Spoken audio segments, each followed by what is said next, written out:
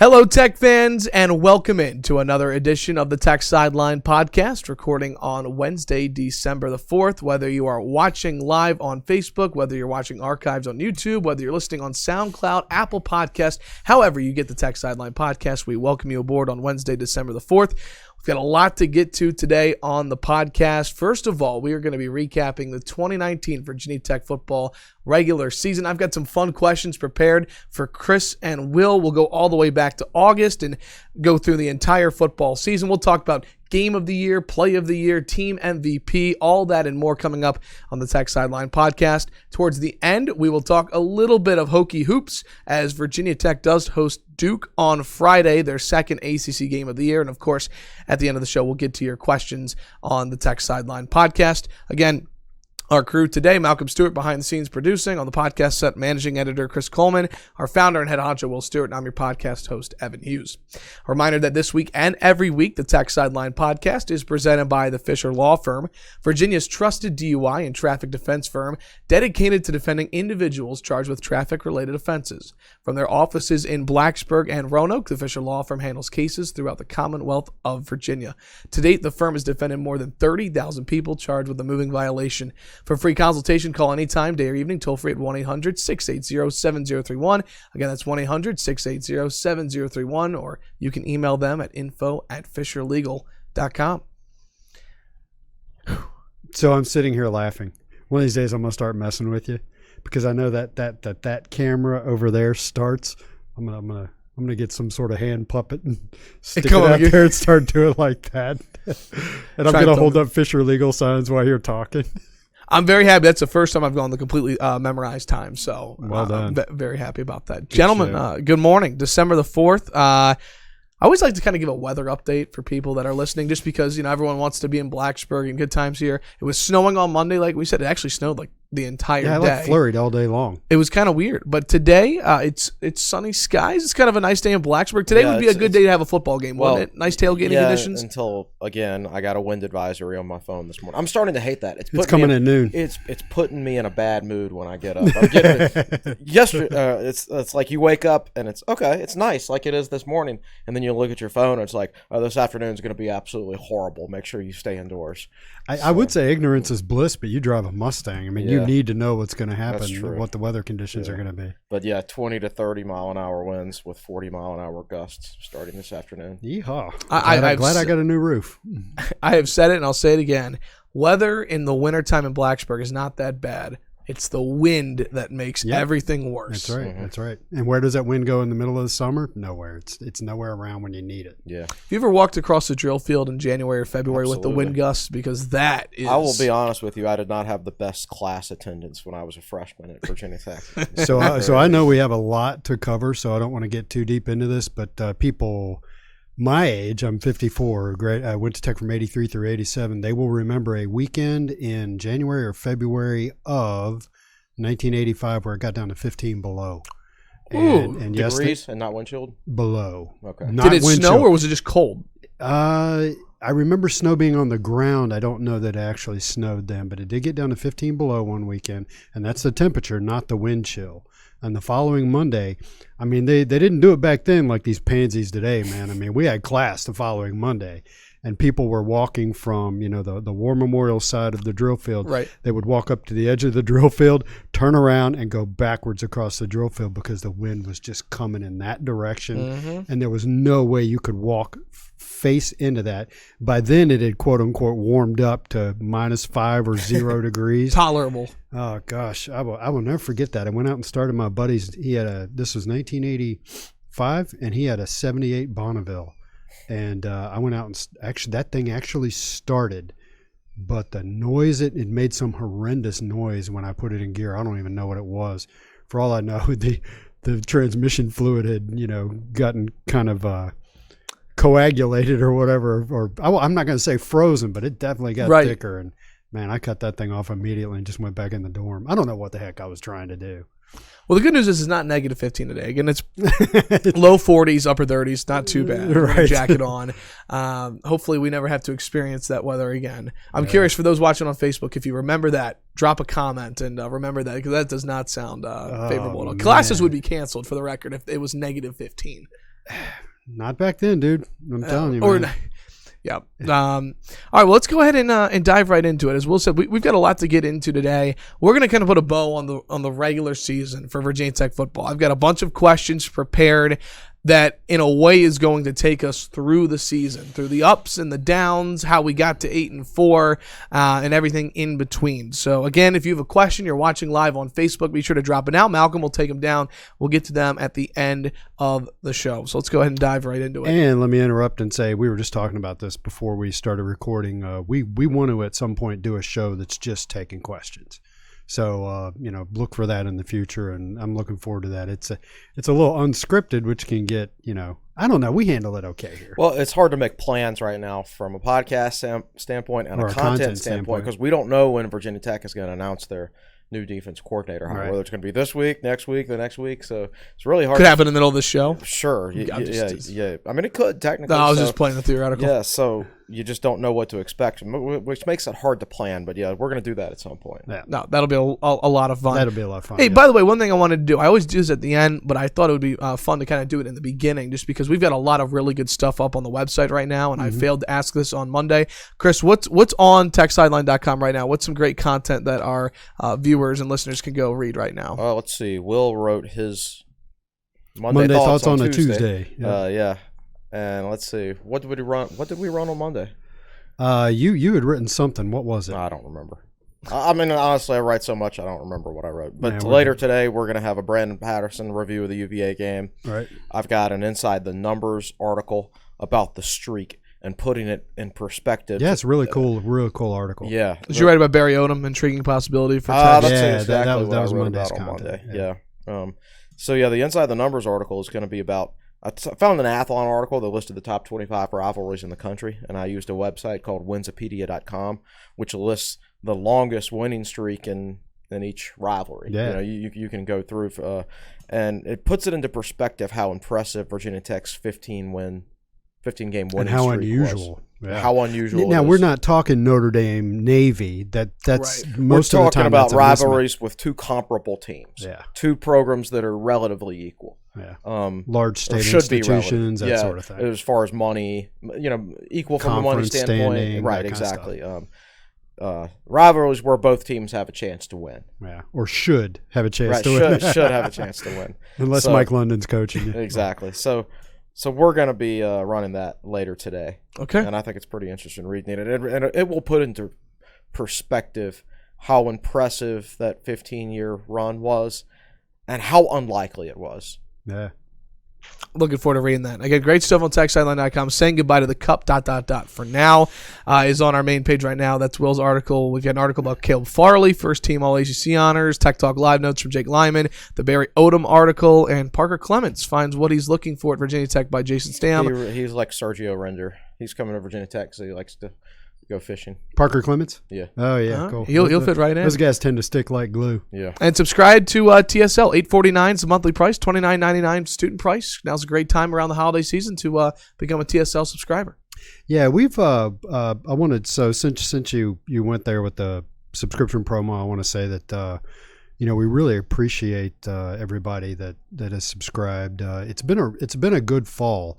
Even when Virginia Tech was struggling on the football field, I think people were committed to subscribing and reading the content, and just that we really appreciate it. If you haven't tried it, give it a try. I know that we're reaching a lot of different people with the podcast, and it's people that prefer to listen or people that prefer to watch.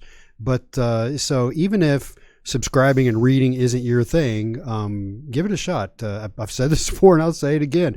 $8.49 for a month. If you don't think it's worth it, email me at the end of the month and I'll refund your money.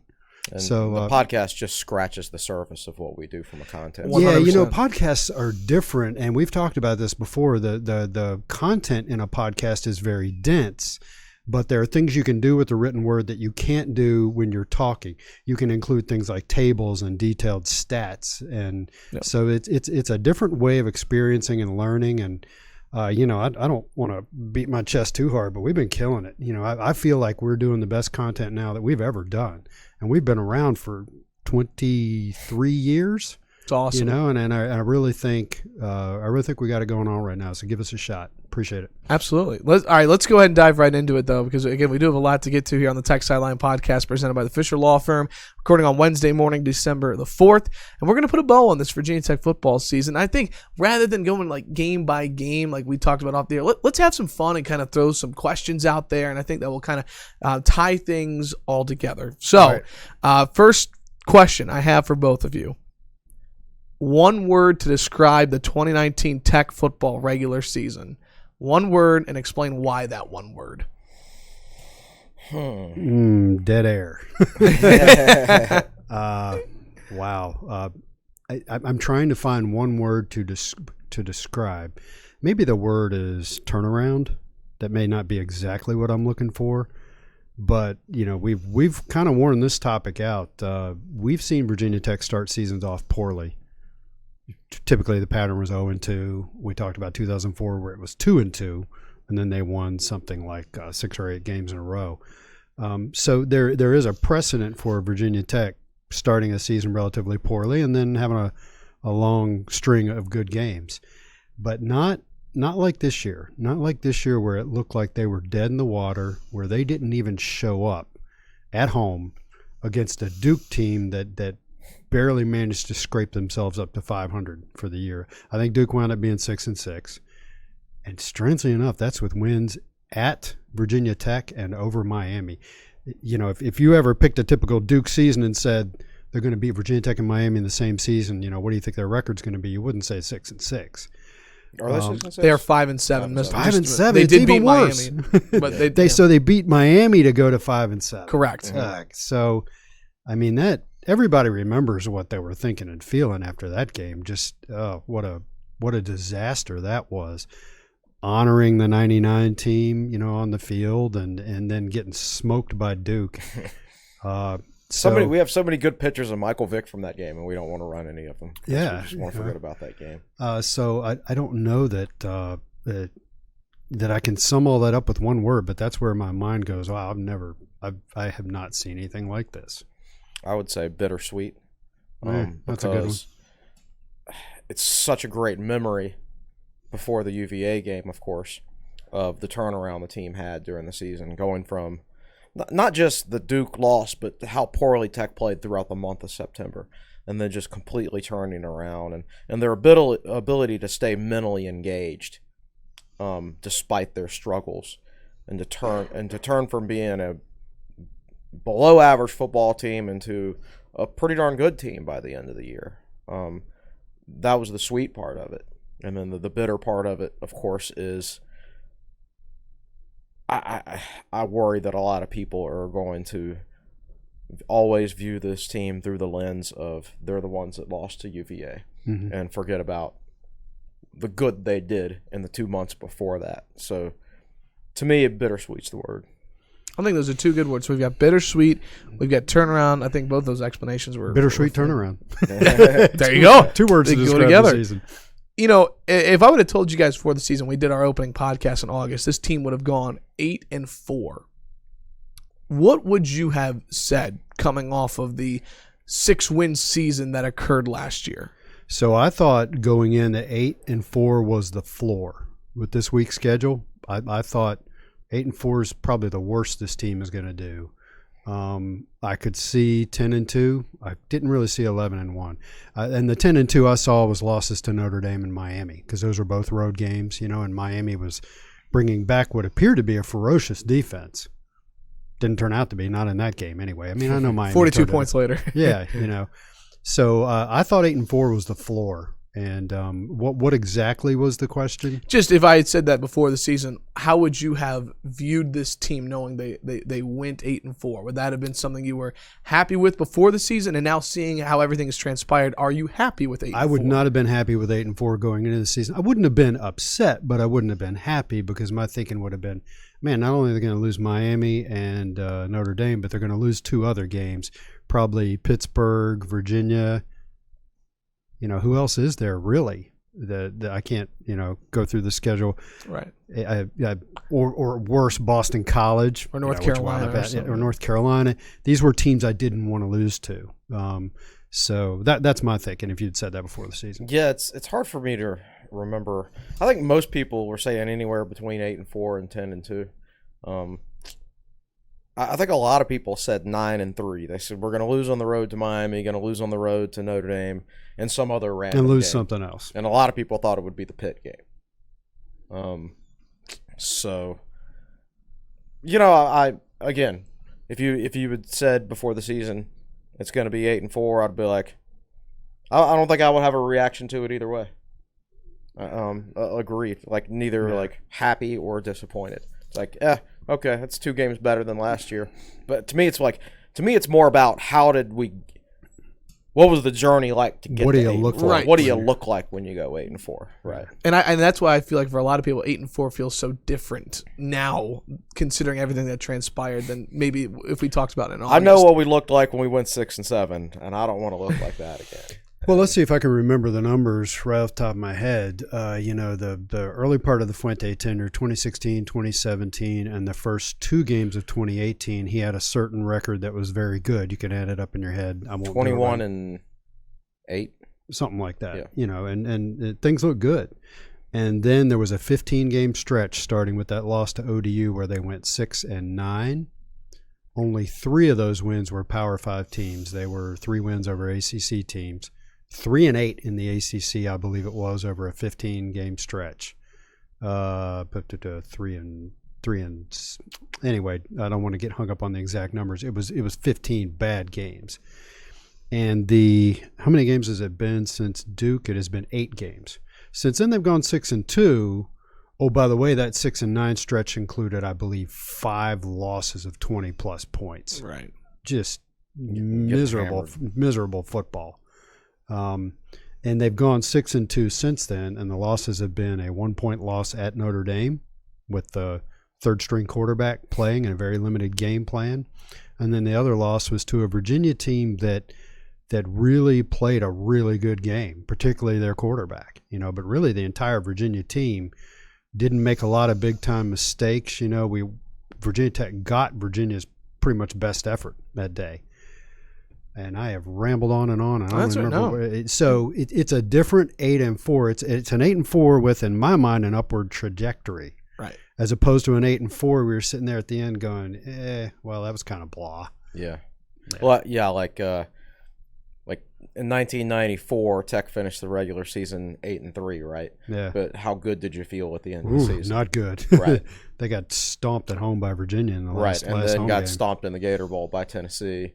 I think they had another loss late that year before the Virginia game, which I don't recall. Yes. Yeah. And one thing too, going back to what you're saying about upward trajectory, it really does not feel like the vibe from the team, the fans, from us on the podcast, that just because the streak ended and the loss to UVA, that this team is still on the rise. Is that fair to say? I think so, and that's what I wrote in my article yesterday. You have.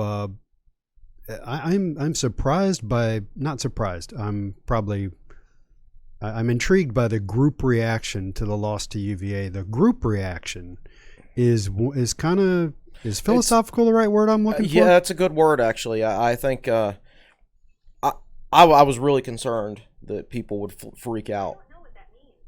I don't know what that means either. So Evan's got his computer going off here. I apologize. That's never happened. Siri is making her presence felt on the podcast. What did you say, Chris, that triggered Siri? No idea. That's a good question. That's never happened. Just don't say the word OKAY out loud because Android phones tend to go off when you do that. Anyway, go ahead. About that. I don't know what were we talking about. Oh yeah, talking about the. I was worried how the fan base would react to a loss to UVA. And I think they've handled it really well. Philosophical is a good word, I think, because I've learned that it's brought out some feelings that I didn't know were there. Like I had forgotten what it was like to lose to them, so now I know what it's like again. Yeah. And it made me realize that we all know what it's like to retain the cup every year, but I don't remember what it's like to win it. And I mean win it back, take it from them. That hasn't happened since I was 21 years old. I was a senior in college the last time Tech took the cup from UVA. So when Tech takes it back from them, whether it's next year or the year after or whenever, it's going to bring out a different feeling that you haven't experienced in a long, long time. Or in your case, never experienced.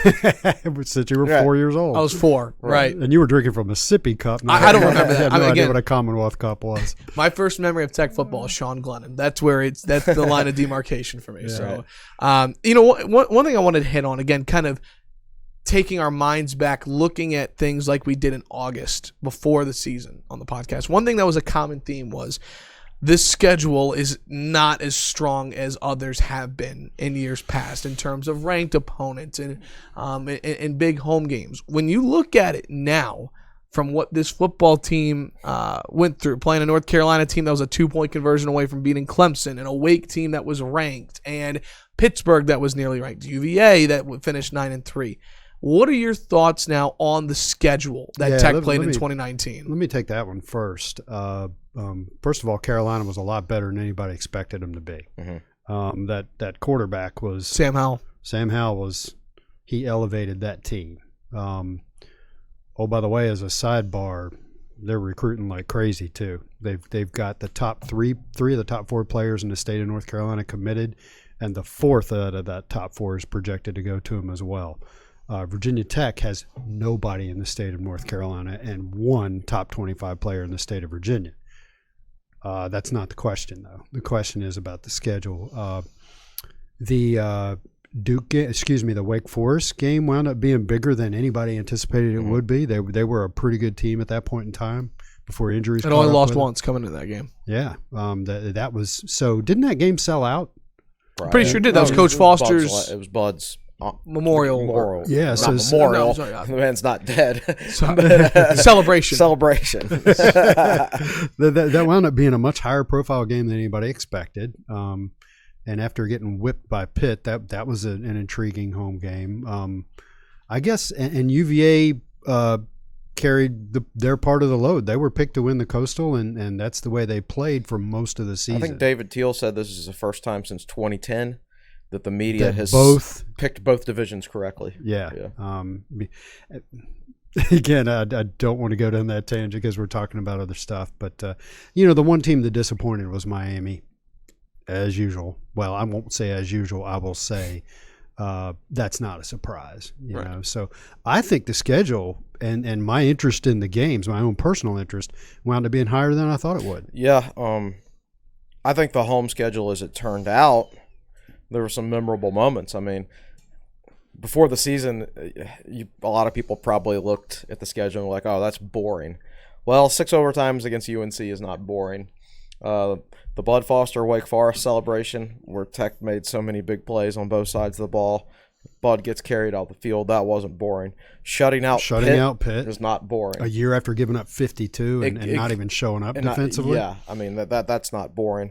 Obviously, when you cancel the East Carolina series so late. Remember, the Rhode Island home game was supposed to be a road game at East Carolina. Yeah. So instead, Tech got an extra home game, which turned out to be an FCS opponent. But when Tech and ECU canceled that series, it was too late to schedule anybody but an FCS opponent to replace East Carolina.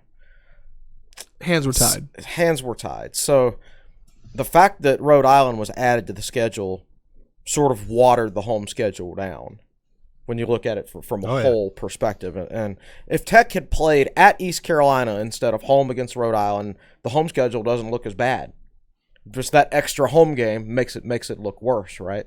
Which is why I would have waited to cancel the series until after the East Carolina game. That's just me. I think if Tech had kept East Carolina on the schedule, gone on the road, beaten them, which they probably would have at that point in the season, and the end result is 8-4 either way. But I think people are happier with that 8-4 because it would have been East Carolina instead of Rhode Island. Okay. But at the same time, they don't want to play East Carolina anymore. But when you cancel a series that late, you don't have any choice but to play Rhode Island, right? Which is why I thought we canceled it too early, personally. But at the same time, from a money standpoint, we sold tickets to the Rhode Island game. Not a lot.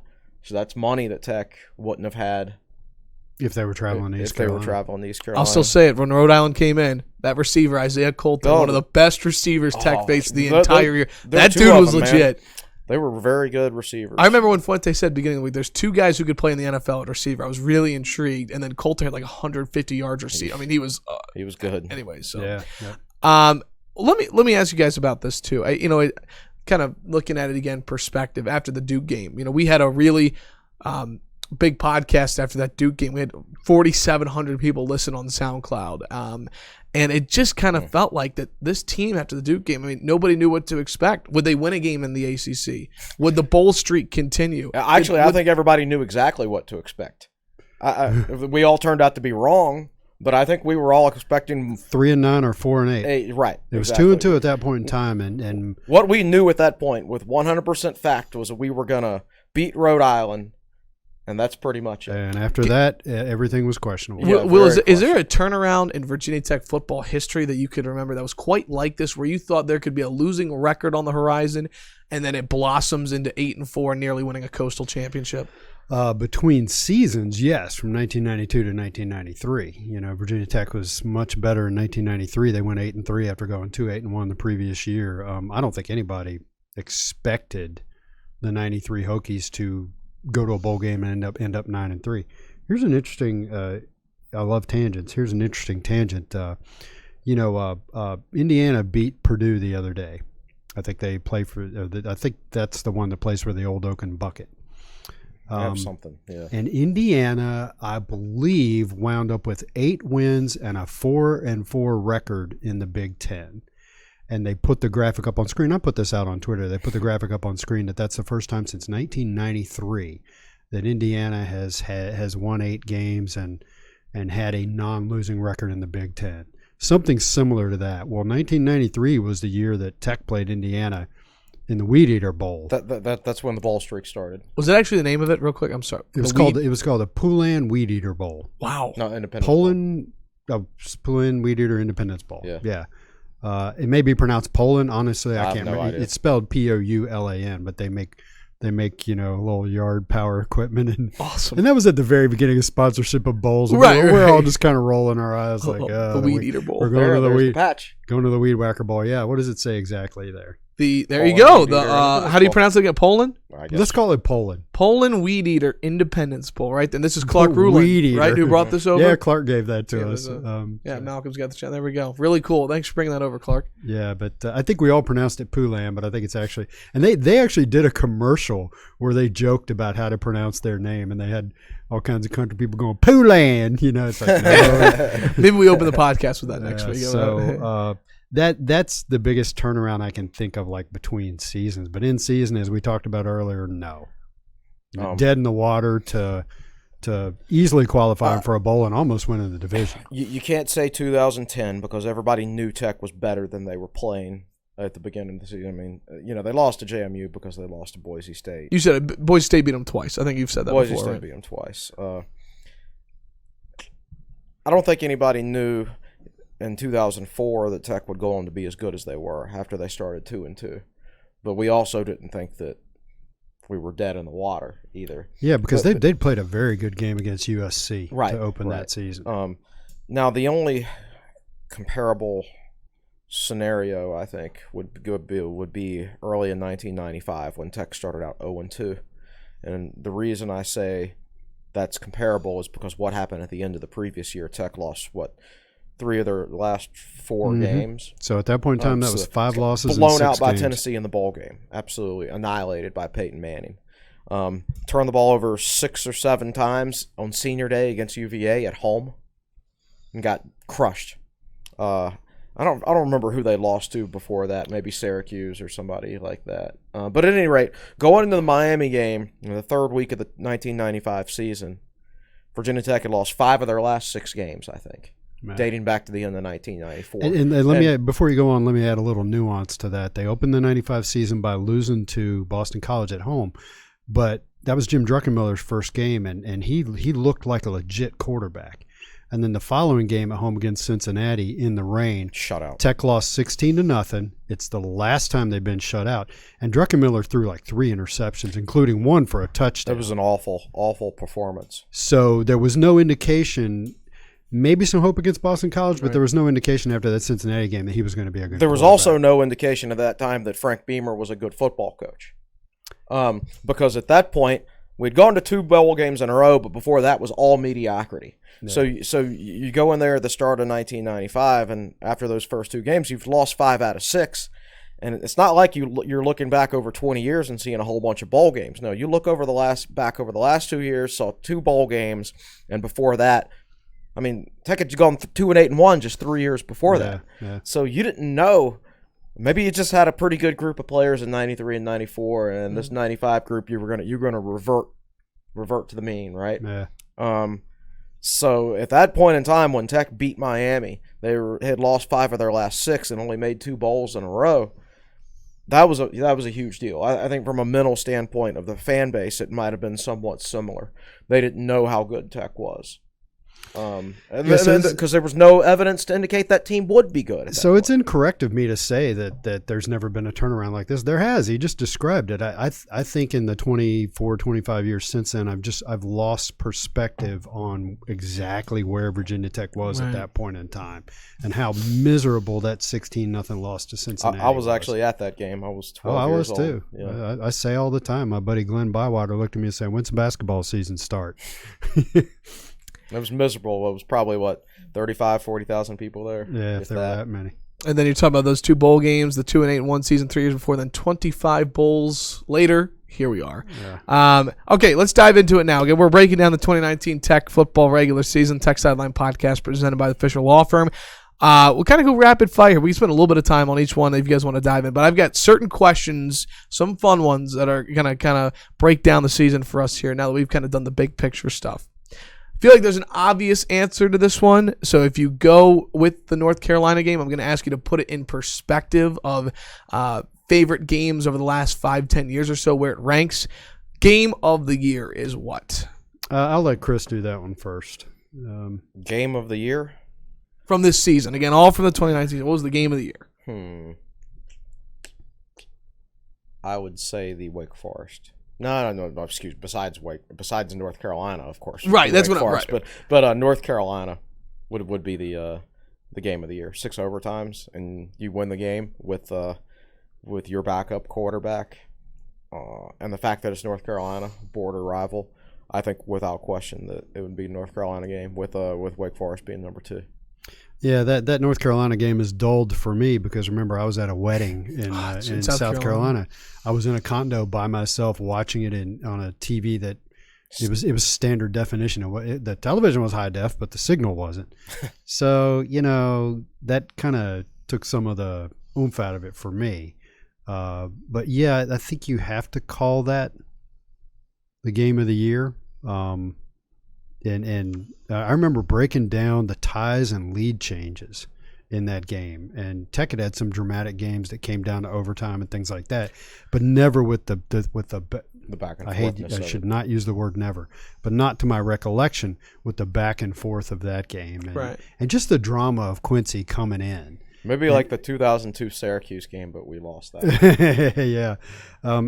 Just the drama of Quincy coming in and doing what he did, or the 1998 Syracuse game, which was also very back and forth. How many games have you won before where you have to play 3 different quarterbacks and all 3 of them throw a touchdown?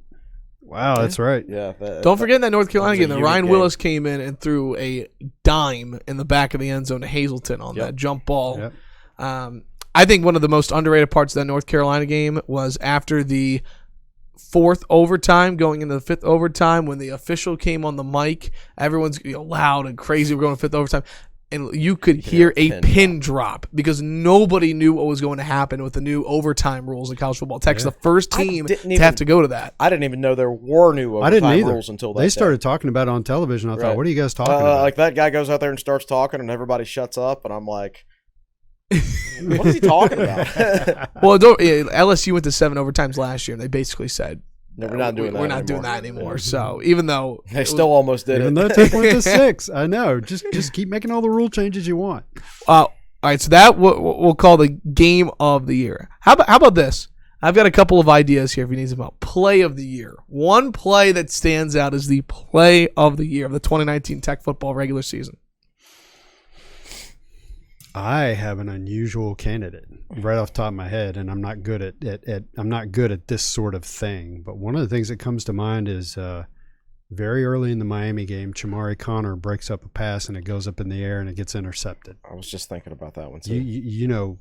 You can make a case. You can argue that the season turned on that play. Who picked that? Was it Waller? I don't remember. I think it was Waller. I know it wasn't Dax or Farley. Because that allowed Hooker the short field position on his first drive, and then Tech went up 7-0. Right? 7-0 the week after getting blown out by Duke. It just the Tech bench got fired up. Whatever Fuente did in practice that week, and then to have an early catalyst for it like that, you can argue that the season turned on that play. Yeah, I actually agree with that, but I guess I have to come up with something different. Just it could be like significant. Like it could be just like I have one random one. I'll throw. Cannot forget Grimsley's catch in the end zone against Old Dominion, where he bobbled it about 6 times and can't Right. Okay. If you're gonna go, we could go any different route. Though, if you're gonna go with a play that has no like overall bearing on the season, just any random play, then Diablo's a fumble return at Notre Dame. Yeah, that would be mine. I mean, I remember. You're sitting up there, and I'm sitting in the corner, and he's not coming towards me, but he's coming towards my end of the field. And I couldn't – so the fumble happened all the way down here, and you couldn't tell who caused it. I couldn't tell at first that we had the ball until he clears his way out of there and gets to, like, the 10-yard line, and I'm like, oh, man, he might score a touchdown. And it's one of those things that's like, come on, man, and it takes him forever, or at least in your head it takes him forever to get there. But, I would say that for sure. Because touchdowns are generally very quick, but that touchdown lasted, about 8 seconds, really. Because longer than it takes however long it 12 takes. to 15 seconds to run 100 yards. Yeah, so you never watch a play and say, we're about to score here, and then that feeling lasts for 10 or 15 seconds, right? But that did. That was just a different feeling. And I was watching him run and knowing that he was going to score. I was in the concession line at Notre Dame Stadium when that happened. So there's a trend developing here. I need to not be present.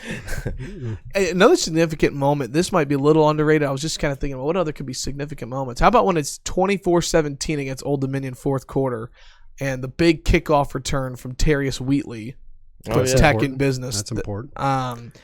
Just thinking about little plays like that. Well, a couple more. Quincy's, how long was that touchdown run against North Carolina? 54 yards? Yeah.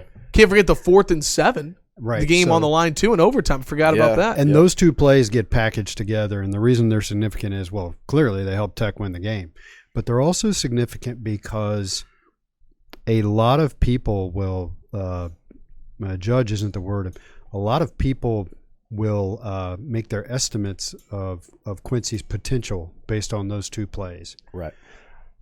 I wasn't really surprised that he was that fast when he ran away from North Carolina's defense like that. Of course, the seas parted. You got Moses back there saying Carolina. Well, they didn't want to hit him. Well, they didn't want to hit him. But the open field speed, if you've seen his high school film, Quincy's got some speed. Yeah. So that didn't surprise me, but it surprised a lot of Tech fans. I think they just went, wow, look at that guy go. That's a 250-pound guy motoring down the field. Yeah. And then just the spiral that he threw on that 4th and 7 and the placement of the ball. You have to package those two plays together. And for better or for worse, whatever happens with Quincy from here on out, because there's a lot of people in that quarterback room. There's Hendon Hooker with his 8 games of experience, 7 games of experience. There's Braxton Burmeister that has been talked up through back channels. There's Quincy. Whatever happens with Quincy's career, those two plays will define him, at least at this point. Don't give up on Quincy Patterson. Yeah. He's too talented to give up on. And don't even let the thought creep into your head of him moving to tight end or defensive end or something like that. Please stop bringing him up at running back. He's not Greg Boone. He's not Greg Boone. This guy's going to be a quarterback, whether it's Virginia Tech or somewhere else. He's a quarterback. He's too smart. It would be a waste to move him to another position. You would waste his long-term ceiling, in my opinion. So he needs to stick it out with his staff that's good at developing quarterbacks, I think. All right. A couple more before we get to our questions here on Facebook Live. Do have to take a break, but a couple more. I thought this was an interesting one. How about this? Because you got to look at it from a position group standpoint. Assistant Coach of the Year. on this Virginia Tech staff? Assistant coach. Different ways you can slice and dice. Yeah, I'll go Vice. Interesting. I would go with Brian Mitchell. Yeah, that's also Vice coaches the offensive line, yeah. and Mitchell coaches the corners. Okay, so offensively Vice, defensively Mitchell. Vice, I think, when you have to start two freshmen side by side, two true freshmen side by side at center and right guard, and your center had never played center before until August. I mean, that's really hard, but they were able to still put a competent, decent product on the field. Yeah. A lot of credit to that is actually due to Cornelson, who runs the ultimate smoke and mirrors offense that can really disguise weaknesses of an offensive line through various scheming and things like that. But for the personnel that he had, as limited as it was, by the end of the year they were starting 2 sophomores on the left side of the offensive line and 3 freshmen on the right side of the line. And you're not supposed to be able to win that way. You're not supposed to be able to win like that. So for me, it's Vice. Certainly, you can make an argument for Mitchell, and Will. Well, Vice, you can make a credit. You can make a case for his recruiting and evaluation and his coaching in season. Mitchell, it's to me, it's just a turnaround with Caleb Farley and Jermaine Waller, and Chapman. Chapman's grades were good. I don't know how everybody feels about the UVA game. He's an improved player, so. If I'm not going to have a heart attack if Caleb Farley decides to go pro because I think Tech can field 2 good corners. We also don't know where Jeremy Webb's going to be in terms of being able to play. So another thing, real quick thing about the corners, could have been a moment of the year if. By the way, the ACC on this play did come out and say it was not roughing the passer afterwards. They did come out and confirm it, but Chapman coming in. First play after Waller ejected against Notre Dame, coming away with the interception. That could have been a great play, and that was over that 6'6" receiver too. Claypool. Yeah. Chase Claypool. So think about Chapman is so far ahead of where Caleb Farley was at the same point of his career. He doesn't have as high a ceiling as Farley because not many guys are 6'2" who can run a 4.3, which is Farley, which is why he'll be, if he stays in college long enough, he'll probably be a first-round pick one day. But yeah, Chapman had a good year for his age. So, yeah, Mitchell has done a great job. Mitchell's been here for 4 years now, and he got great cornerback play in 3 of those 4 years. The 1 year he didn't get good cornerback play. We didn't get good play anywhere else on defense either. And he had to start Farley, who wasn't ready because he never played defense in high school. And his redshirt year was spent rehabbing a torn ACL. And then the other side is Bryce Watts. Transferred. And Bryce Watts is a better fit for UNC defensively than Virginia Tech. I'll leave it at that. I don't know that Bryce Watts even played for UNC. Well, he had to sit out. Okay. Transfer rules. But I don't know that he'll play very much. But there was a massive talent issue with regards to Watts and an experience issue with Farley in that year. And but obviously he had 2 guys that were ready this year. So on the whole, I mean, I know everybody's going to remember 2018 and how bad Tech was defensively, but he did a great job developing Greg Stroman and Adonis Alexander and Faison, and he did a great job with the guys this year. Yeah. Okay, we've got 3 more before we step aside and we get to our questions on Facebook. We're going to go offensive MVP, defensive MVP, and then an overall team MVP. So you can make the offense and defense the same one if you want, or you can go offensively, it's a no-brainer. It's Hendon Hooker. Defensively, that's interesting because I knew you were going to ask that today. And defensive MVP. To me, it comes down to either Farley Waller or Rayshard Ashby. How do you decide who the MVP is? Ashby was the most consistent guy. I don't know. Farley was pretty darn consistent. Well, that's true. Yeah.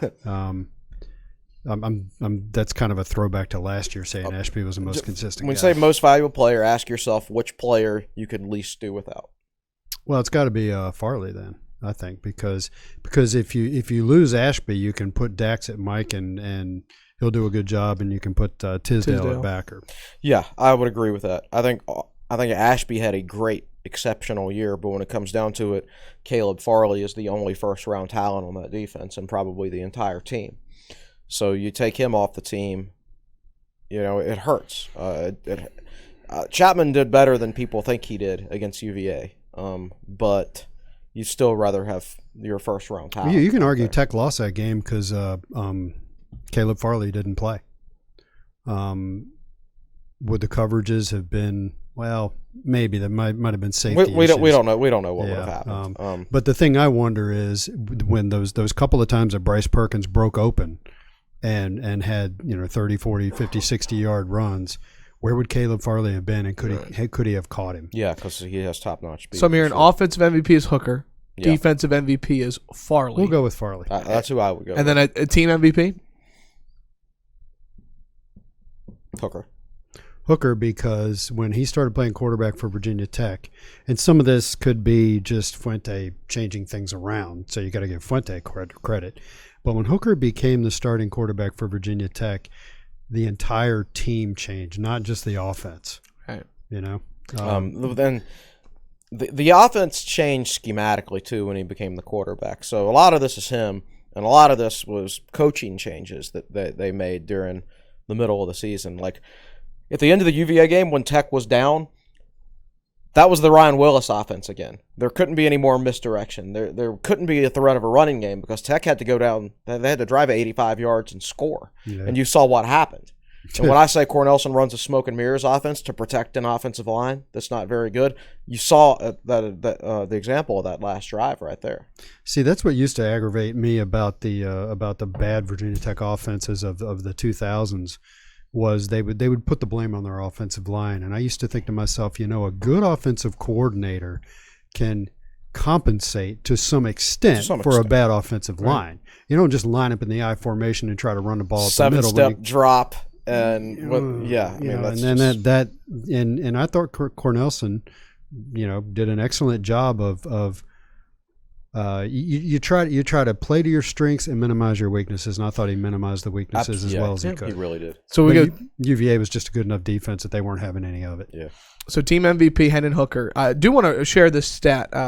Friend of the show, or friend of mine, Shelton Moss, listens to every podcast, and he texted me a stat yesterday. He was like, try and work this into the show, and it was a really interesting stat on Hooker.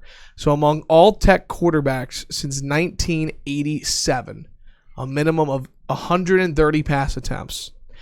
Hooker, third best completion percentage ever, best interception percentage, second best yards per attempt, trailing only Michael Vick in 1999, and the second best adjusted yards per attempt, also behind Vick. Well, Virginia Tech, whether this is a Justin Fuente thing or a Brad Cornelson thing, they get the absolute most out of their quarterbacks. So this is something you have to think about when you think about whether you want Virginia Tech to make a change at offensive There is coordinator. a Josh Jackson comment coming. There's a Josh Jackson comment coming. Josh Jackson completed 59% of his passes and had a 135 quarterback rating as a freshman. With 20 touchdowns and 9 interceptions. Yeah, and we're throwing out even that. We're just going with completion percentage and quarterback rating. Right. And he did that with a true freshman tight end who had never played tight end, a true freshman slot receiver, no running game around him, all that stuff, right? Then the next year, before he got hurt, he was completing 64% of his passes with a quarterback rating of 170. Okay? At Maryland this year, he completed 47% of his passes, and his passer rating, I don't remember what it was, but it was god-awful. Right. Josh Jackson is a very mediocre talent. Yep. And we got the absolute most out of him we possibly could. Go back to when Fuente was at TCU. The quarterback after Andy Dalton actually put up better numbers the next year than Andy Dalton did. And then Fuente leaves to take the Memphis job. A new offensive coordinator comes into TCU, and that quarterback is so bad that he gets benched. Yeah, and didn't he get changed positions or something maybe, like that? I don't remember. Or quit playing football or something I don't like remember, but I know he was a 4-star recruit who was a great football under Fuente, and somebody else came in and he stunk. Yeah. So whether it's Fuente, whether now it's Cornelson or some combination of both, they're getting the absolute most out of their quarterbacks. They know how to design, and it reminds me of Ricky Bussell. Ricky Bussell knew how to design an offense around the strength of his quarterback. Maurice DeShazo was not very good. He had a mediocre arm. He wasn't big. He was shiftier more than he was fast. Right. You know, people view him as a mobile quarterback, but he only rushed. He was a scrambling quarterback. Right. So Ricky Bussell had that 93 offense, the run and shoot, man. You shorten the field for him where you didn't have to rely on a big time arm because he didn't have a good arm. You limited his reads, and remember he had the third best quarterback rating in all of college football that year in 1993. Wow. I did not know. Right, and then Tranquil comes in the next year and tries to run a pro style offense around him, and Shazo was terrible. Okay, so. And then Beamer was quick to bring Bussell back after that, obviously. So I think these guys are very good at designing an offense around the strengths and weaknesses of their quarterback, which I agree that in-game play calling at time can be better.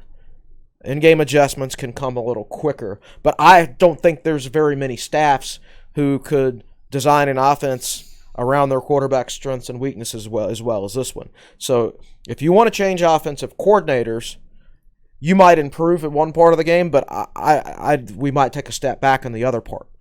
How much of it is Fuente and how much of it is Cornelson? Yeah, I don't know. Only Fuente knows that. Yeah. Well, great time breaking down the 2019 Tech regular season, part of the football season. Of course, they do have the bowl game. We'll talk about that next week on the podcast. Let's do this. Let's step aside for a timeout. Come back. I want to spend a couple of minutes on a big-time basketball game that's going to be played in Castle on Friday, and then we'll spend the majority of the time on questions. You're listening to the Tech Sideline Podcast presented by the Fisher Law Firm.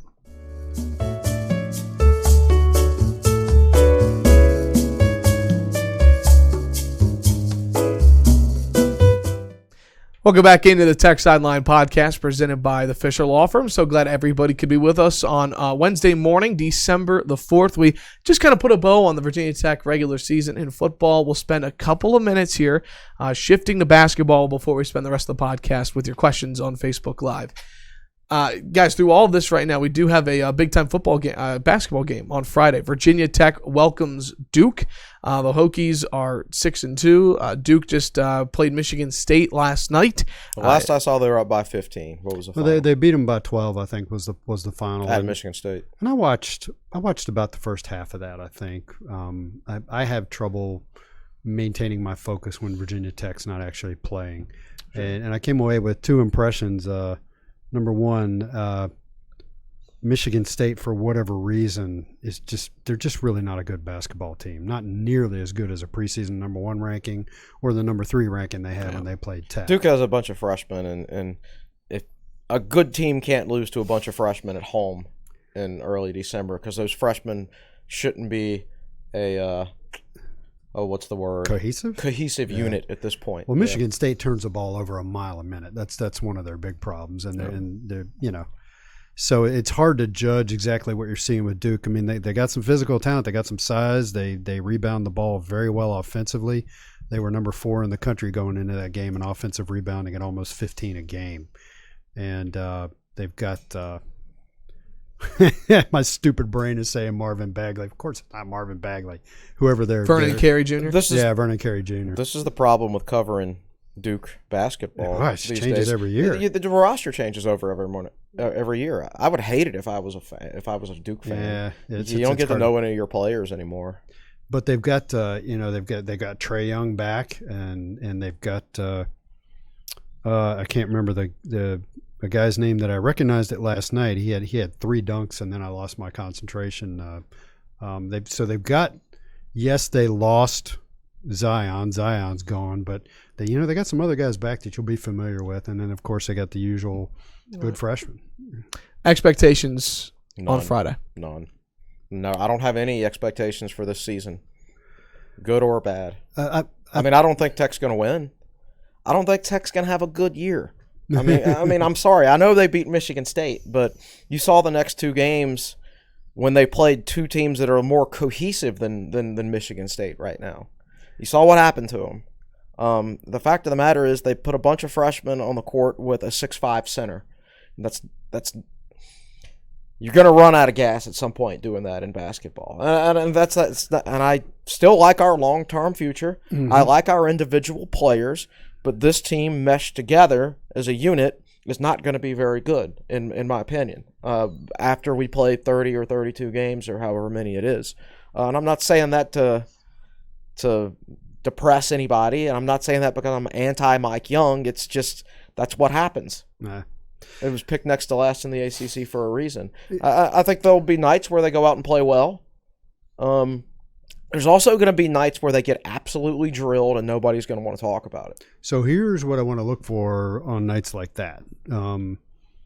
First of all, I think Duke's perimeter defense is pretty good, which that's and Trae Young, and according to Billis and Schulman, is one of the best defenders in the country. Defenses that play well on the perimeter are going to be a problem for Tech. Yeah. Big problem, Yeah. you know. So I think Mike Young talked about this on Tech Talk Live. One of the things he wants to work on is how they respond when they're down by 8 or 10 points. They didn't respond well against Dayton and BYU. They get down and they're young, so they you can tell that they're thinking it's not likely we'll come back, and they lose focus and it just gets worse. It snowballs. Yeah. So one of the few things I will be looking for the rest of the year is just when it goes south, are you still competing, or does it start to snowball on you? I mean, I agree with Chris. There'll be some games where, you know, some teams will play Tech and either their players will not be executing the scouting report, you know, and you can argue Michigan State didn't do that, you know. There will be teams that will play Tech like Michigan State did. They won't play well. And if Tech's shooting well, they'll win some ball games. But, you know, it'll be interesting to see Friday night the whole P.J. Horn trying to take on Duke's entire inside game. Mike Young also said that John Ogiaco is coming on quicker than he expected, and I agree with that. That doesn't mean he's going to be ready Friday night. That means he's going to be a good player as a junior. Yeah, I think you'll see potential this year. He'll show some flashes as a sophomore, and then as a junior, I think he'll be a guy you can depend upon. Yeah, I agree with that. Yeah. I want to remind everybody of a game in Buzz's first year at Virginia Tech. And I think we win 10 games that year maybe, and 2 games in the ACC. Yes. Bad basketball team.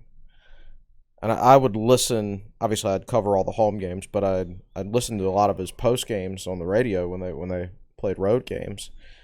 The happiest I heard him all year, either in person or on the radio, was after a 16-point loss to NC State on the road, because that was the best his team played all year. They played to their ability.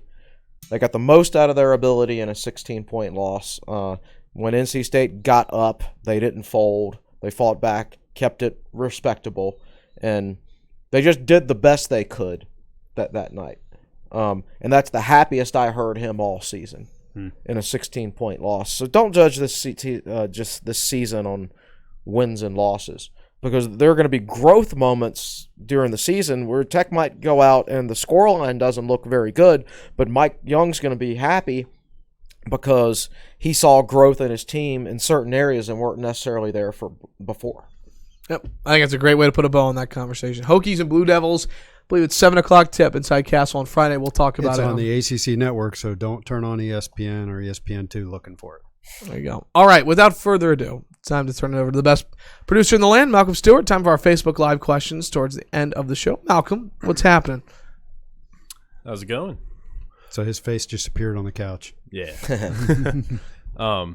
As far as the weather thing that we talked about a long time ago, Angie Catlett said she was here for an ice storm in 94 that broke a third of the trees in the entire state. 94 was bad. Yeah, I remember that. Okay.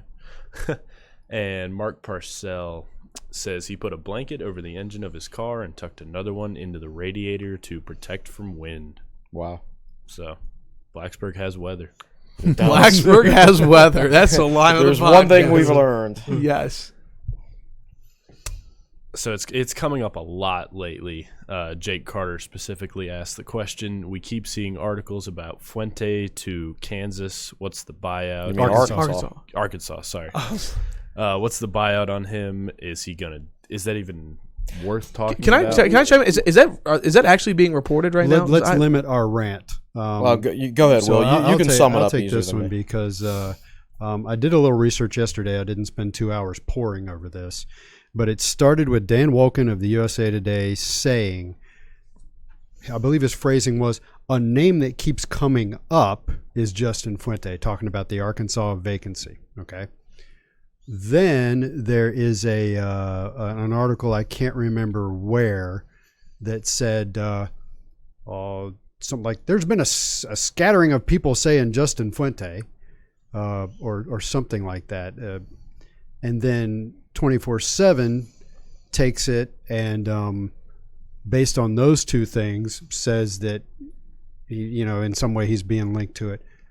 And then WDBJ7 runs an article. I assume it was also a short video in their news broadcast. And the headline said something like, reports, Justin Fuente linked with Arkansas opening. Regurgitating what Wilkins said and regurgitating what 247 said.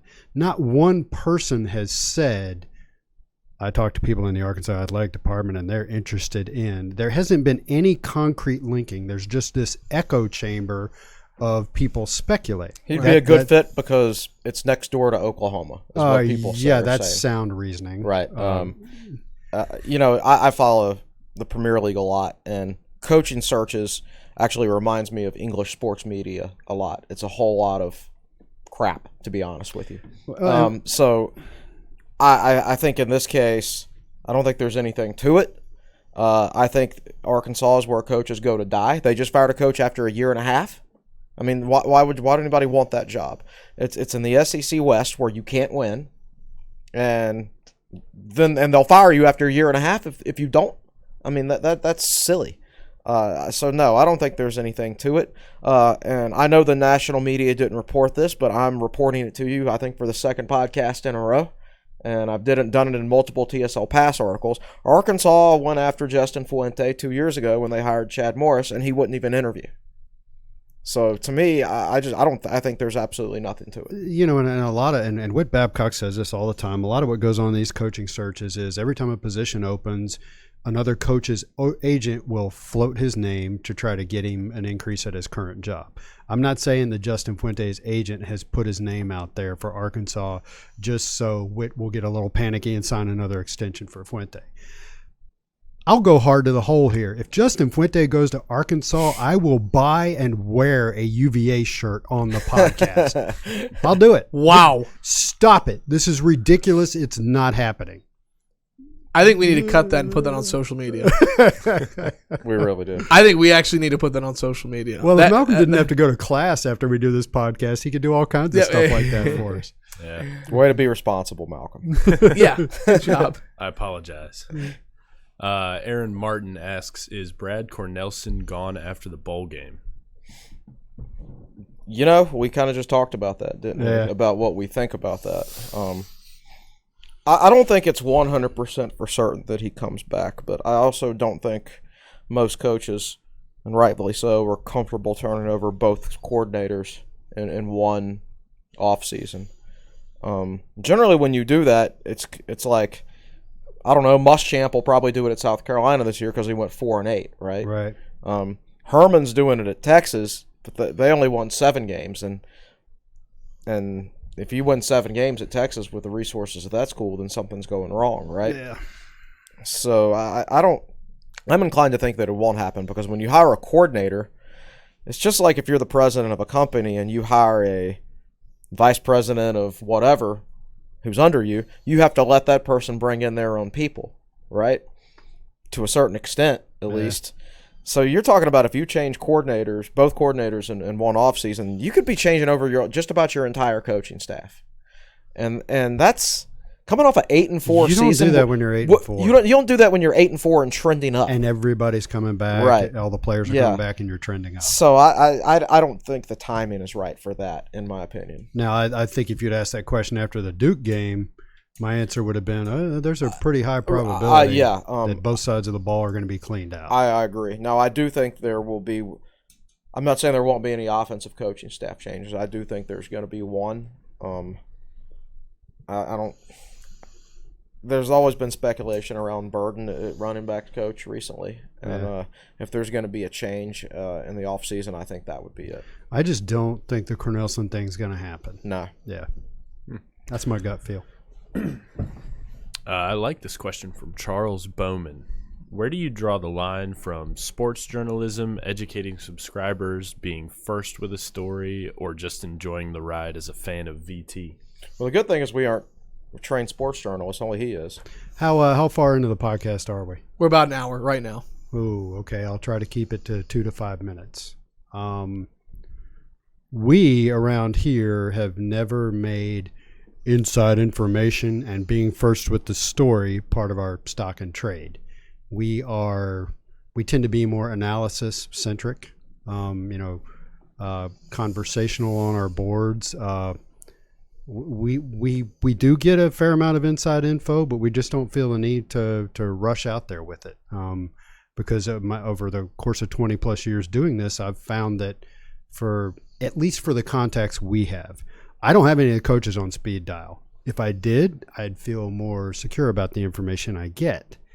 The sources we have, I've found that they've just been wrong probably 30 to 40% of the time. I hear this, I hear that. And or maybe they're not wrong when they say it, but the situation changes. But then it and changes, they turn out to be wrong. I guess the focus of our website goes back to my focus as a person. I've always enjoyed writing articles and I've never been an X's and O's guy, but I like doing analysis. I've never gotten off on being first with a story, which is really important to newspapers and an outlet like 24/7. It's just not important to me because once information is out there in the modern age, it's out there and nobody really knows or cares who was first with it. So we have always tried to keep ourselves at arm's length from the program, and I never refer to Virginia Tech as we. I don't say we.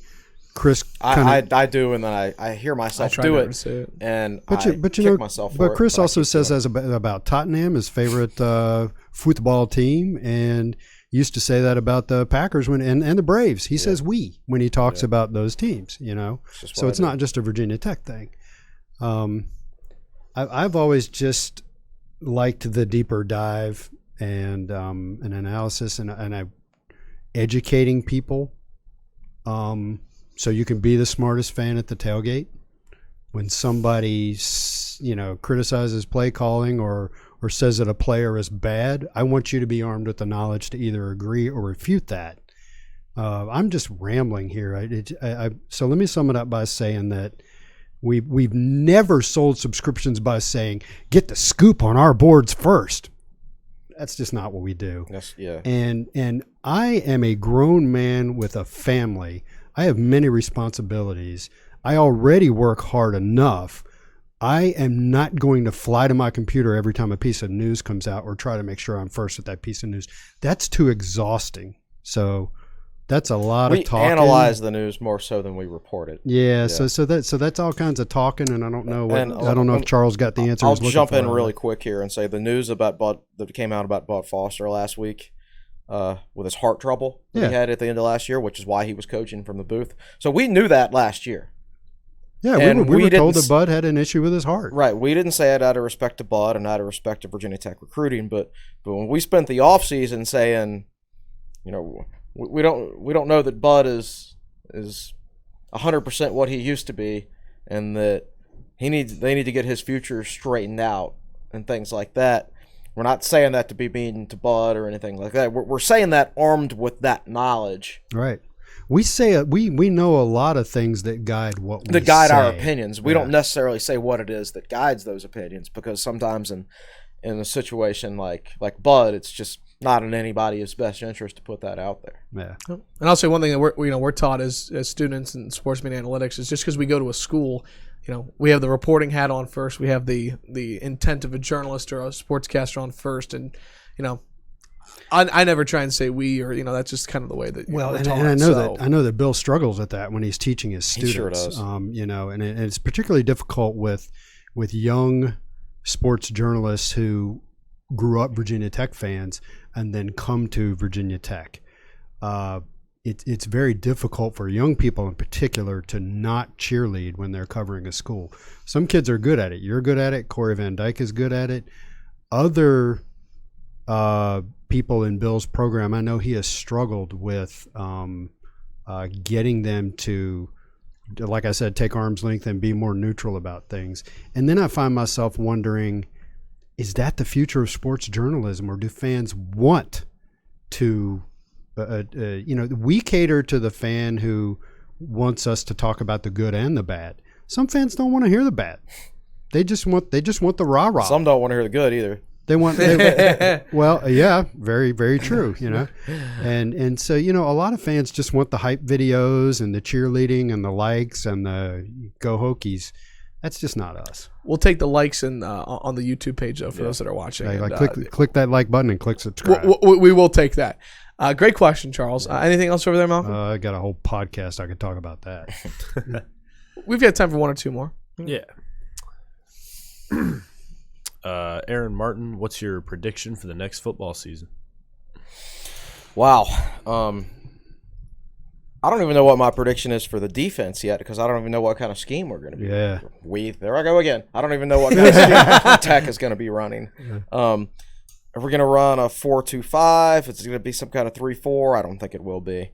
How are our free safety and rover going to line up? Is it even going to be called a rover anymore? Right now, the free safety always lines up on the wide side of the field. The rover is always on the short side of the field.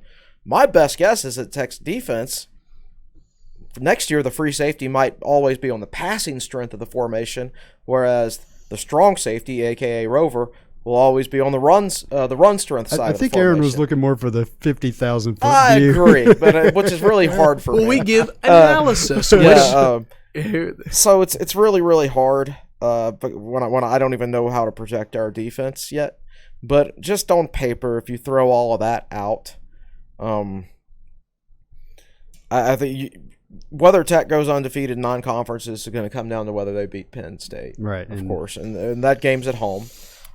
I think we go into this season with a much better understanding of who we are offensively, which is a good thing. Yeah. So it's not going to take them a month to figure out the starting quarterback. It's not going to take Vance Weiss until 2 weeks of the season to figure out who should be starting on the offensive line or even what positions they should be playing. Everybody should be dialed in offensively very early.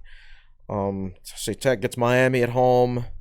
They get Virginia at home. What's the toughest ACC road? Pittsburgh. Pitt on the road. Pitt on the road. North Carolina on the road North with Sam Carolina Howell and everyone. That's going to be a big game. Yeah, that'll be a tough game. I just don't know how good their defense is going to be. Their offense is going to be good, but you just don't know. North Carolina never plays good defense, no matter who's coaching them, except for that year when Butch Davis had a bunch of players that he recruited. Right? Air quotes for those that are listening from for Chris those that there. are just listening. My general view is either 9-3 or 10-2.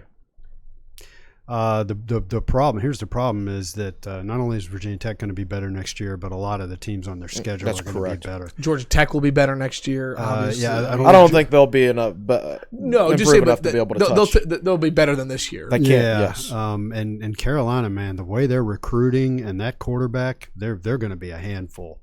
I think Virginia's going to drop back. I think they got a really good, really solid team, but they're losing a difference maker. Yeah, senior quarterback Kenny Pickett returns for Pittsburgh next year. Yeah, Virginia Tech could be a better football team and wind up with the same record or something very similar because everybody else has improved around them.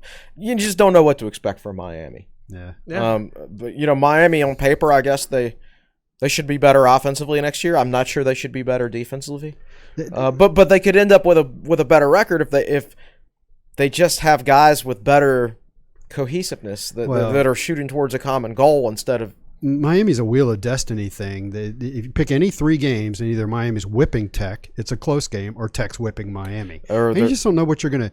I know Miami's beating Virginia and then losing to Georgia Tech. Yeah, so they're a crapshoot. So what if Miami decides to have a good game against Tech next year? Yeah, and winds up. You don't know if you're getting good Miami or bad Miami. Yeah. But I think 9-3 or 10-2 is the most likely scenario. I would say your over/under's 9-3. All right. Anything to say about the next DC? Yeah. No. Read Chris's article. Yeah, I've got a TSL Pass article on Monday about Barry Odom. About how he goes back with Fuente. I mean, they were seniors in high school, I guess the same year in Oklahoma. Odom won the state championship. Fuente was state player of the year. Yeah, they were like 140 miles away from each other. And we haven't done the research to see if they actually played each other, against each other. He would make sense. He ran a 3.4 at Memphis, but he ran a 4.3 in Missouri. So I don't know. It could go a number of different ways, and I haven't heard. I don't think a decision has been made. I'll put it that way. I think there's a lot of moving parts. I think there's a lot of moving parts to it. I agree. I mean, Texas hasn't hired Chris Ash yet, right? Yeah. You would have expected that to happen within a day. So one of our better sources of information on the message board said, I've heard some names. Some of them you've heard, and some of them you haven't heard. So, right. Not that tells you anything, but I will say that people that we talk to, that's a pretty good lockdown on the information. They're keeping this one close to They've the done vest. an outstanding job locking down information on this defensive coordinator search. I'll close with this quickly. I do want to bring this up because I thought it was interesting, and we can squeeze it in here to close out the podcast. Old Dominion has an opening. They did part ways with Coach Bobby Wilder after a 1-11 season. Mm-hmm. And a couple of names that have been floated into there as potential candidates is Zon Burden, who is the running backs coach at Virginia Tech, and then Shane Beamer. Shane wants it. What do you think about those two names in Old Dominion? I've heard Shane wants it. That would make sense. A lot of people, you hear them say Shane needs to be a coordinator before he's a head coach, and I don't know that he's that type. No, he's not a coordinator type. He's too emotional on the sideline to be calm and call plays and things He may be more of a Dabo he's type. A Dabo, PJ Fleck type. Right. They jumped straight from wide receiver coach to head coach, and they're the CEO / cheerleader, motivator on the sideline, right? That's more Shane's speed. So, yeah, I think a guy like him with as many East Coast connections and regional connections would be able to put together a good staff at Old Dominion. Then you run into the problem of Shane Beamer versus Virginia Tech every year. And again, I don't think that's good for our fan base at all. So nothing against Shane, but I hope he doesn't get that job. Oh, I'm going to be deleting some message board threads if that happens. Yes. By the way, I looked yesterday. ODU redid their stadium going into this year, and Virginia Tech doesn't play there again until 2022. But they literally tore down their old stadium and built a new one. Wow. It wasn't an enhance or a refurb. It was a tear down and a rebuild, and they did it in just 9 months. That's impressive. Yeah. So not to mention about Shane Beamer, by the way, when he before he went to Georgia, he did get 2 interviews with East Carolina before they hired Scotty Montgomery, and then Georgia, and then Oklahoma. So no doubt that he's probably close. Yeah. Yeah, he's close. It's got to be the right fit. I definitely think he could roll into ODU and say, I know so many staff members that would work well for a place like this because I recruited. I was on the Virginia Tech staff. I grew up in the Virginia Tech program. Yeah, he could put together a staff just like that. So Stein Springs there right now, correct? Stein Springs already there, right? Interesting. Yeah. I think that could work. I think that would make sense for Old Dominion for sure. I don't think he's going to call up Jim Cavanaugh and ask Jim to recruit the 757. No, and I'm pretty sure Jim Cavanaugh wouldn't do it if he did ask. Well, that's a great way to put a bow on what has been just a jam-packed show here, Tech Sideline Podcast on December the 4th. Again, recapping the Tech football season, a little bit of basketball, great questions, talking ODU, all around great podcast. Mentioned at the beginning, a lot coming up on TechSideline.com this week. Don't miss the great content. Right. Don't miss it. There we go. Like and subscribe. Like and subscribe on YouTube. All right, any closing thoughts before we come back on Monday? No, just no, I have none. Okay. I have none. There we go. We got to get Malcolm to class. Okay, that's going to do it for this edition of the Tech Sideline Podcast. As always, thanks so much for listening. Hope you can join us Monday morning. We'll be talking, I'm sure, about the Duke Virginia Tech men's basketball game. We'll be talking about the bowl selection as that comes out on Sunday. Where will the Hokies be playing? And potentially, who knows? We don't know the timetable. Hopefully not the Sun Bowl was one projection had us. I roll. Potentially. And we could be talking about a DC. So it could be a really jam-packed show again. Swafford needs to get off his butt and do something about that Sun Bowl tie-in. There's no reason an ACC team should be tied into the Sun Bowl. Yeah, either get rid of it or send Boston College to it. Send Boston College. Don't forget to follow us on social media at Tech Sideline, Facebook, Twitter, and Instagram. For our producer behind the scenes, Malcolm Stewart, he's the best in the biz on the podcast set. Our managing editor, Chris Coleman, our founder and head honcho, Will Stewart. I'm Evan Hughes. Thanks so long. Thanks so much for watching. This has been the Tech Sideline Podcast presented by the Fisher Law Firm.